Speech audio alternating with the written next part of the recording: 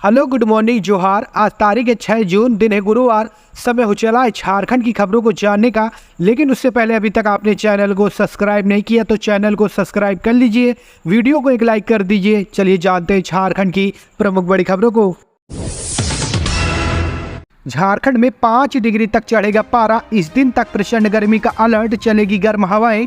झारखंड में अगले 5 दिनों के दौरान गर्मी फिर से बढ़ने की संभावना व्यक्त की गई है। इस दौरान संथाल परगना के दुमका, गोड्डा आदि जिलों को छोड़कर शेष झारखंड में अधिकतम तापमान में 3 से 5 डिग्री तक वृद्धि होने की संभावना है।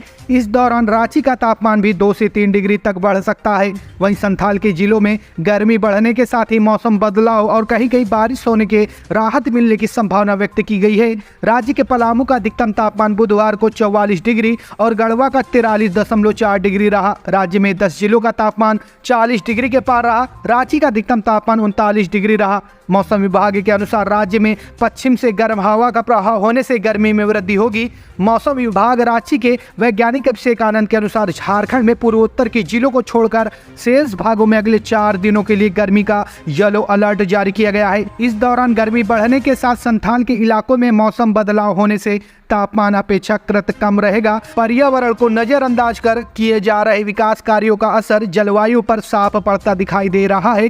पेड़ पौधे के कटने से पर्यावरण में तेजी से बदलाव हुआ है। जंगल पहाड़ नष्ट किए जाने, तालाबों का अस्तित्व सिमटने और नदियों के दूषित होने से भी पर्यावरण को काफी नुकसान हुआ है। चुनाव में एक दूसरे को जमकर सुनाई खरी खोटी, जीत के बाद उमड़ा प्यार। कल्पना सोरेन ने बीजेपी सांसद को लगाया गले, तस्वीर बनी चर्चा का विषय।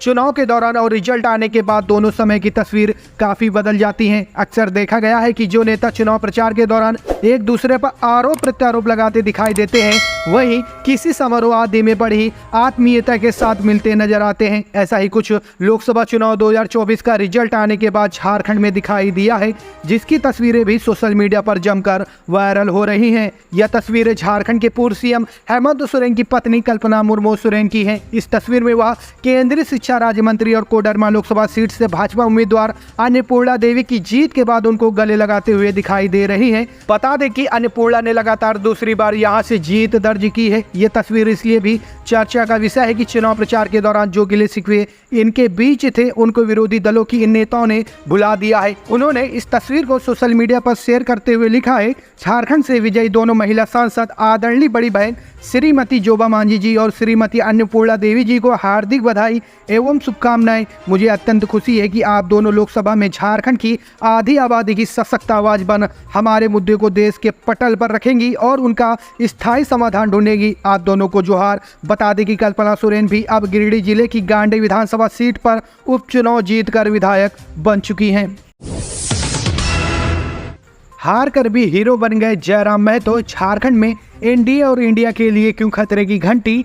लोकसभा चुनाव में झारखंड की राजनीति में एक नए चेहरे ने अपनी दमदार उपस्थिति दर्ज की है। गिरिडीह लोकसभा सीट से हारने के बावजूद जयराम महतो झारखंड की राजनीति में नए हीरो बनकर सामने आए हैं। गिरिडीह से चुनाव लड़ रहे झारखंडी भाषा संघर्ष समिति के जयराम महतो ने 3,47,322 वोट लाकर यह साबित कर दिया है कि झारखंड की राजनीति में आने वाले समय में वे बड़ा उलटफेर करने वाले हैं। झारखंड की राजनीति में जयराम महतो के उदय से आजू और झामुमो के लिए खतरे की घंटी बज गई है। अब तक स्थानीय वोटों पर इन्हीं 2 पार्टियों का कब्जा रहता था, लेकिन अब जयराम महतो के रूप में एक तीसरा मजबूत विकल्प झारखंड में सामने आ गया है। दरअसल इंडिया गठबंधन के तहत गिरिडीह सीट आजू पार्टी के हिस्से आई थी, वहीं इंडिया गठबंधन के तहत झामुमो को यह सीट मिली। ऐसे में जयराम को मिले बम्पर वोटों से इंडिया और इंडिया के लिए भी खतरे की घंटी बज गई है। जयराम महतो ने गिरिडीह, धनबाद, हजारीबाग, रांची और कोडरमा सीट पर दमदार उपस्थिति दर्ज कर यह साबित कर दिया है कि झारखंड में इस साल प्रस्तावित विधानसभा चुनाव में वे बड़ा फैक्टर बनने वाले हैं। खासकर कुर्मी बहुल सीटों पर जयराम फैक्टर काम करेगा। इसकी बानगी लोकसभा चुनाव में दिख गई है। झारखंड में बांग्लादेश की 3 लड़कियां गिरफ्तार, रात के अंधेरे में तार काटकर पार किया बॉर्डर। राज्य की राजधानी रांची की बरियातू थाने पुलिस ने अवैध रूप से भारत में प्रवेश करने वाली 3 बांग्लादेशी लड़कियों को गिरफ्तार किया है। इनमें निप्पी बिरुआ, शर्मीन अख्तर, निपा अख्तर उर्फ खुशी शामिल है। तीनों बांग्लादेश के चट्टग्राम की रहने वाली हैं। इनके पास से फर्जी आधार कार्ड, 3 मोबाइल और 1 आईफोन बरामद हुआ है। तीनों ने रात के अंधेरे में तार काट कर बॉर्डर क्रॉस किया था। सदर डीएसपी संजीव बेसरा ने कल संवाददाता सम्मेलन में बताया कि एसएसपी चंदन कुमार सिन्हा को गुप्त सूचना मिली थी कि कुछ बांग्लादेशी लड़कियां बरियातू के हिलव्यू रोड स्थित होटल बाली रिजॉर्ट में अवैध रूप से भारत में प्रवेश कर चुकी हुई हैं।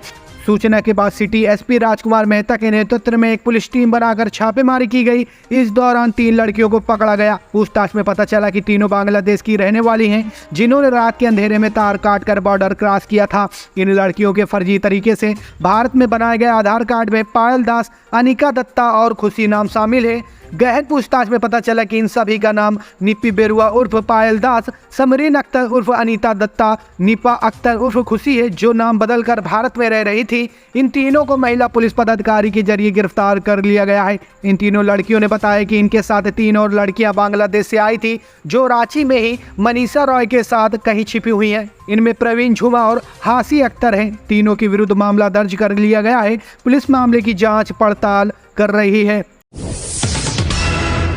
ब्यूटी पार्लर में छापेमारी, 3 युवती से पूछताछ कर रही पुलिस। बरियातू थाने की पुलिस ने ब्यूटी पार्लर में गलत काम करने के आरोप में 3 युवतियों को पकड़ा है। तीनों को महिला थाने में रखकर पूछताछ की जा रही है। इस मामले में पुलिस और भी इलाकों में छापेमारी कर रही है। पुलिस को सूचना मिली थी कि एक ब्यूटी पार्लर में गलत काम हो रहा है। पुलिस वहां पहुंची और सभी को पकड़कर थाने लाया गया। हालांकि पुलिस ने किसी को आपत्तिजनक हालात में नहीं पकड़ा। पुलिस का कहना है कि इस मामले में जांच चल रही है। आपको बता दें, इस मामले में और भी गिरफ्तारी हो सकती है। जल्द ही पुलिस पूरे मामले का खुलासा करेगी। लालपुर स्थित स्पा में छापेमारी कर पुलिस ने 8 युवती और 6 युवक को जेल भेजा था। इस मामले में पुलिस ने जांच की तो पता चला कि स्पा संचालक के द्वारा किसी तरह का कोई स्पा का लाइसेंस नहीं दिया गया है। फर्जी तरीके से स्पा का संचालन किया जा रहा था। स्पा चलाने का फर्जी कागजात तैयार किया गया था। पुलिस को चकमा देने के लिए फर्जी कागजात दिखाया गया था, लेकिन पुलिस ने जांच की तो कागजात फर्जी पाया गया। हेमंत सोरेन की भाभी क्यों हारी, चुनाव चौंकाने वाली वजह आई सामने। दुमका लोकसभा क्षेत्र में हेमंत सोरेन की भाभी सीता सोरेन क्यों हारी, इसका कारण अब सामने आ गया है। एक गलती उन पर भारी पड़ गई। दरअसल जामताड़ा विधानसभा ने सीता सोरेन का खेल बिगाड़ दिया। यहाँ पर ही वह पिछड़ गई। अगर इस विधानसभा क्षेत्र में भाजपा थोड़ी और मेहनत कर देती तो खेल बन सकता था। दुमका लोकसभा क्षेत्र से गठबंधन प्रत्याशी नलिन सोरेन की जीत में जामताड़ा विधानसभा क्षेत्र से मिले वोटों की अहम भूमिका रही। आरंभ में भाजपा प्रत्याशी सीता सोरेन ने कई राउंड में नलिन सोरेन से बढ़त बनाई। जामताड़ा विधानसभा क्षेत्र का ईवीएम खुला तो उन्हें तेजी से बढ़त मिली। नलिन सोरेन को लगभग 44,000 से अधिक वोट जामताड़ा विधानसभा क्षेत्र से मिले, जिससे उन्होंने सीता सोरेन को पीछे धकेलने में कामयाबी पाई। इसके पीछे जामताड़ा के कांग्रेस विधायक डॉक्टर इरफान अंसारी की अहम भूमिका रही। नलिन सोरेन को टिकट मिलने के साथ ही उन्होंने क्षेत्र में पूरी ताकत झोंक दी। उन्होंने पिछले विधानसभा चुनाव में जामताड़ा में मिले वोट को बढ़ाने में भी कामयाबी पाई। जमीन घोटाले में अफसर अली की जमानत पर सुनवाई 22 जून को। पूर्व मुख्यमंत्री हेमंत सोरेन से जुड़े पड़गई अंचल के 8.86 एकड़ जमीन घोटाले मामले में जेल में बंद दलाल रिम्स कर्मी अफसर अली उर्फ अफसू खान की ओर से दाखिल जमानत याचिका पर अब 22 जून को सुनवाई होगी। बुधवार को पीएमएलए के विशेष न्यायाधीश राजीव रंजन की अदालत ने ईडी को जवाब दाखिल करने के लिए समय देते हुए सुनवाई 22 जून को निर्धारित की है। अफसर अली ने जमानत की गुहार लगाते हुए 13 मई को याचिका दाखिल की है। बता दें कि उक्त मामले में ईडी ने अफसर अली को 17 अप्रैल 2024 को रिमांड पर लिया है। तब से वह न्यायिक हिरासत में है। यह बता दें कि ईडी ने पहली बार अफसर अली को सेना जमीन घोटाले में 14 अप्रैल 2023 को गिरफ्तार किया था। इसके बाद अन्य जमीन घोटाले में भी रिमांड किया गया है। झारखंड में बीजेपी को मिला एक और दर्द, पीएम मोदी को सोचने पर कर देगा मजबूर। यूपी बिहार के बाद झारखंड में भी बीजेपी को कई मामलों में नुकसान पहुंचा है। सबसे बड़ा नुकसान वोट बैंक का हुआ है। यह पीएम मोदी के लिए सबसे बड़ा झटका माना जा रहा है। इस लोकसभा चुनाव में भाजपा का कुल वोट शेयर घटा है। इस बार सभी 14 संसदीय सीटों में पड़े मतों में इसके हिस्सेदारी 44.60% ही रही, जबकि वर्ष 2019 के चुनाव में इस पार्टी को 51.6% वोट मिले थे। दूसरी तरफ झामुमो और कांग्रेस के वोट शेयर बढ़े। इस बार दोनों का वोट शेयर क्रमशः 14.60 तथा 19.19% रहा है। पिछले चुनाव में दोनों का वोट शेयर क्रमशः 11.7 तथा 15.8% ही रहा था। आरजेडी का भी वोट शेयर घटा है। हटिया डैम से युवक का शव बरामद। रांची के नगड़ी थाना क्षेत्र के हटिया डैम से बुधवार को पुलिस ने एक अज्ञात युवक का शव बरामद किया है। शव की शिनाख्त नहीं हो पाई है।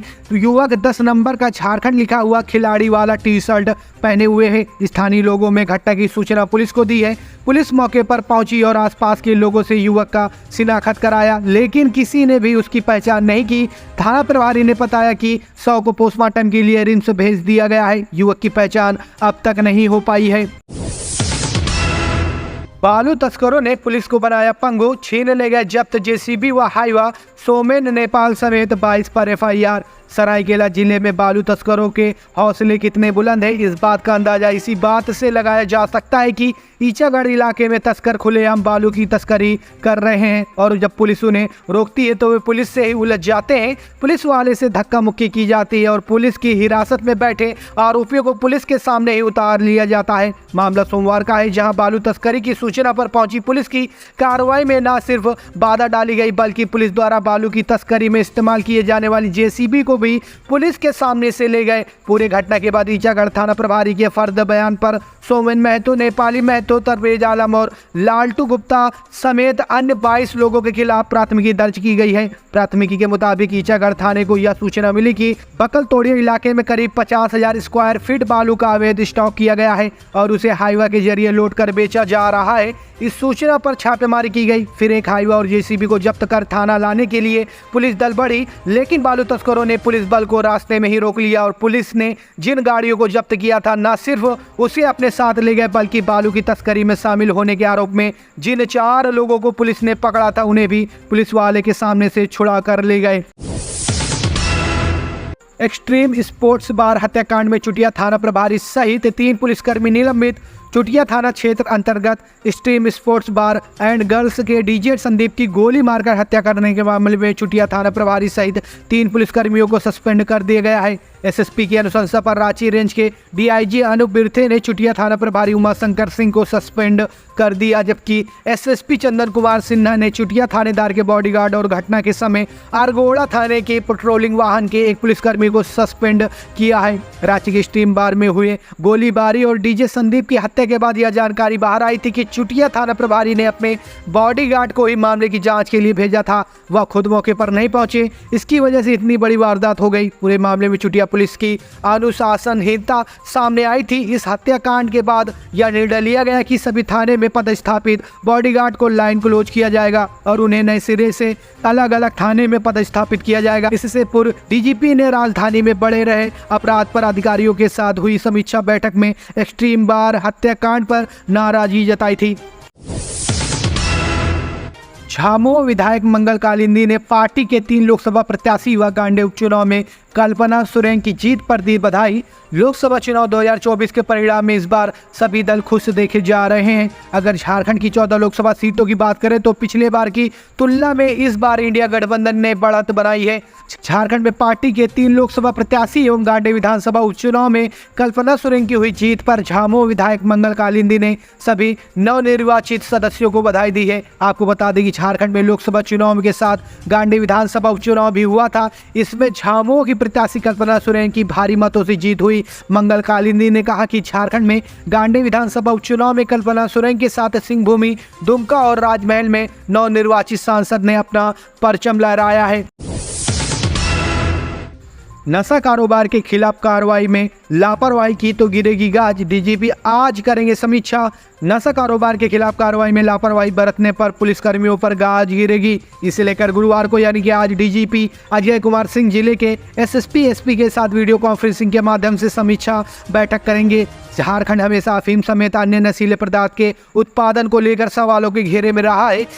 इसके उत्पादन और उपभोग में वृद्धि देखी गई है। कई बार तो हाईकोर्ट ने संज्ञान लेते हुए कार्रवाई के निर्देश दिए हैं।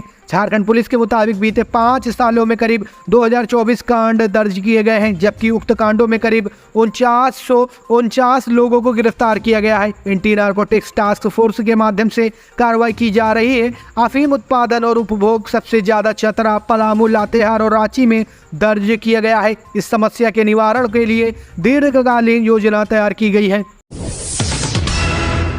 झारखंड भाजपा प्रदेश इकाई ने राजधानी रांची में किया पौधारोपण।